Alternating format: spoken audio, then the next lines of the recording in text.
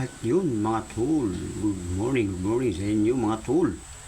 At yan, sisimulan na tayo magtinda at yan ang ating paninda lahat. Yun, yan pa sa kamila. Sa amin yan, sa amin. Yan, ang dami nating paninda mga tol kasi 13 ang ating katay. Ang deliver lang namin na laman ay 180. Ang mga pyesa lahat nun ay titinda na lahat.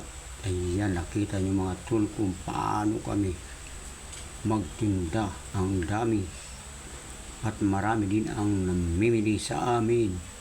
Ayan mga tol, tingnan nyo mabuti, panoorin nyo kung paano kami magtinda. Ayan pa si Kebal. Ayun yan, kita nyo yan, konti na lang ang aming paninda ngayon. At umaga na. Yan konti na lang ang aming paninda. Pero ang dami pang bumibili. May araw na. Mga tol. Ayan, panoorin lang mga tol. Paano kami magtinda. Marami kaming katay. Tingnan nyo, talagang pinipilahan ang aming tindahan mga tol. Ayan, tingnan nyo.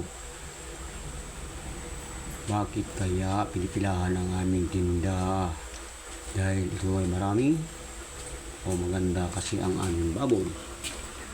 Ayan mga tulo. O, ang dami talagang bumili sa amin.